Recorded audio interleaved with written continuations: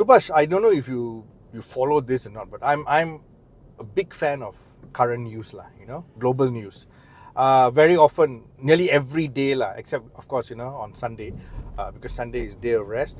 Every day in the morning, early morning, because I wake up really early, 6 o'clock. I switch on the news, global news. Plus, I also do it in the evening. And the reason why I do this, I want to explain, is because there's a lot of things happening globally in the automotive scene that is shared in the news because it's newsworthy.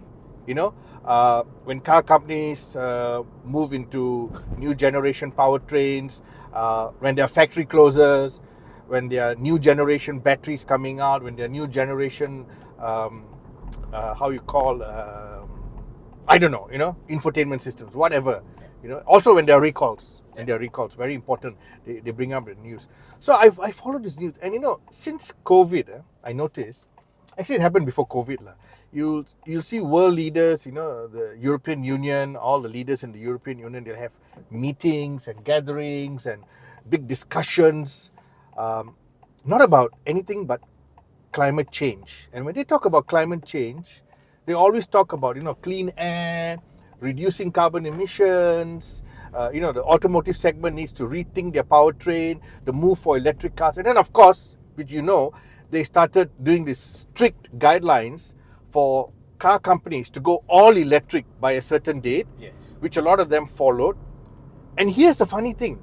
I don't see any of these world leaders or these EU leaders driving an electric car. They arrive in a big gas guzzling car or a hybrid. Yes. At the best, it's a luxury hybrid, which is nothing compared to what they say. But most of the time, it's a big CC gas guzzling car. Now, what's wrong with these people? They don't want to lead by example. Exactly. It's so silly because if you think about it, these people, they have their trips, especially during these big summits. All the trips are planned in advance. Right. The schedule, like, okay, we're going from the hotel to the convention center to this to that. So actually, in practical ways of thinking, that's the perfect scenario for an electric car with limited range, because you know exactly how much range you need to get to that destination. Exactly. But because these people are very important, they think, oh, in an emergency, I must be able to travel 300, 400 kilometers away. Run away from something. I think that's why they think, you know what, I can't do an EV. Yeah, but electric cars can go 400-500 kilometers. So it's just pure hypocrisy Yes. at that point. And it's not like there are no luxury electric vehicles. There's an i7 now. Exactly. There's an EQS. Yes. I mean, the car companies will be happy Exactly. to let them use their electric cars. But they fly the flag of having electric cars because they want clean air in their country. They want clean manufacturing. They don't want mining in their country. They force, South America, the African nations, China, to push and push and push for battery production, lithium ion mining, all kinds of mining. And then China builds these electric cars. And then now they put tariffs on all these cars. Yeah, it's pure hypocrisy. Yes. If the objective is to convert new car buyers to electric, then it doesn't matter where the electric vehicles are coming Exactly. from. Just let the Chinese do the electric vehicles better than them, Right. and sell them for cheap. That's the objective, is to replace EVs for all the new car buyers. That's what they say their objective is. Yes. But now that the Chinese have caught up and exceeded the Europeans in certain aspects, they are very defensive, and they're like, oh, we must protect our home market, 50% tariff. Right. I find it very silly, and it's going to damage their own car brand's reputation. Yeah, and also some of these car brands are producing in China and getting hit with tariffs. Correct. Mini is one example. Yes. So I think Mini saw this whole wave of, okay, the EU is saying by a certain year, all the cars must be electric in a certain country or a certain market. So BMW Group must have looked at it and said, okay, we can experiment with Mini. Let's move production to China, where EVs are the best in the world and the cheapest. They did that.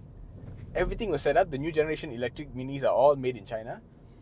Suddenly, the EU turns around and says, oh wait, sorry, if you're bringing in from China, you're going to be hit by massive tariffs. So BMW Group is left with, with all this investment in China, with this whole strategy now completely backfired because there's a sudden U-turn in policy. Right. The same thing with also, in a small way, Tesla, because they are producing in China. They thought about it earlier. Yeah. And then now they are also being hit with tariffs in their own home country. Yes.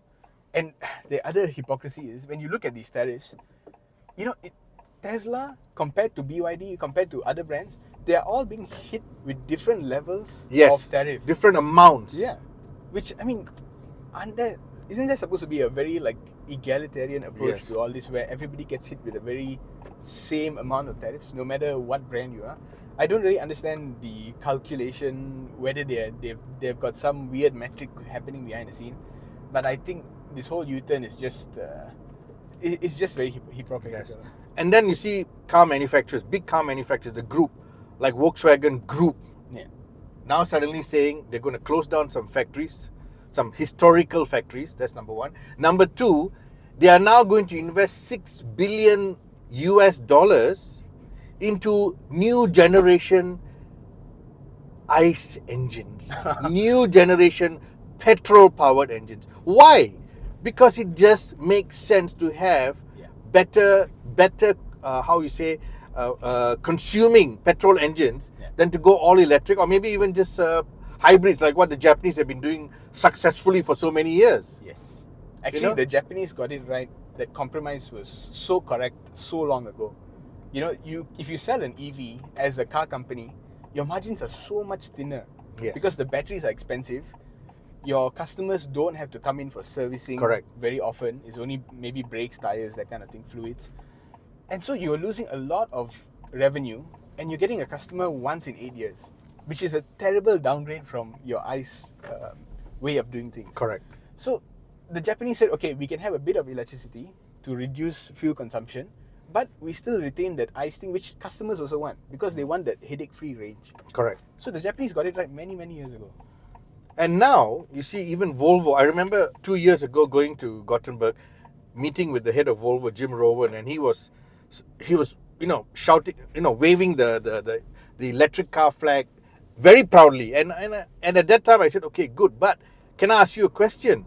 What if you have customers who want a Volvo but do not want an electric Volvo? He said, no, I will tell you, in a year or so, everybody will want an electric Volvo. I said, not in our part of the world. In Asia, it's different. Not everybody wants an electric car. I mean, not everybody wants to be in an electric car all the time as their main vehicle. Maybe as a second vehicle or a third vehicle, yes. But he said, no, everybody's going to come because we're going to have the whole range. We're going to have from, a low-cost electric car right up to a high-end luxury car. Now, he launches a brand new XC90 plug-in hybrid. And he says we're going to keep making plug-in hybrids because our customers want it. Now, he didn't listen to me, or did he? I think you were that factor, A little bit of a a just factor. waiting, should we renew the XC90? Yes. We'll wait for DSF to come and say something. I think so. Yeah.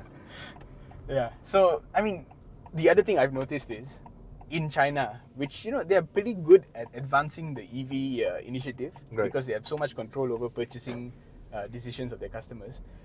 A thing that they've started to do quite recently, I think, is that they group in electric vehicles with plug-in hybrid vehicles. Correct. Electrified. Yes, they call it NEV, Right. new energy vehicle. vehicles. Yes, Yes. correct. It's a term that China made up Right. about 5-6 years ago, and it encompasses electrified vehicles. And this is how they say they are beating the Europeans in the electric vehicle race. In terms of numbers. Yes, but if you actually break down the numbers, the EV sales, they're good, they're better than anywhere else in the world, but they have to fudge the numbers a little bit to get that number. Correct. That big NEV number. So in the future, you're going to have a very efficient petrol-powered car. Yes. You're going to have a hybrid car. You're going to have a plug-in hybrid car. Yes. And you're going to have an electric car in nearly every car showroom. And that's the way it's going to be.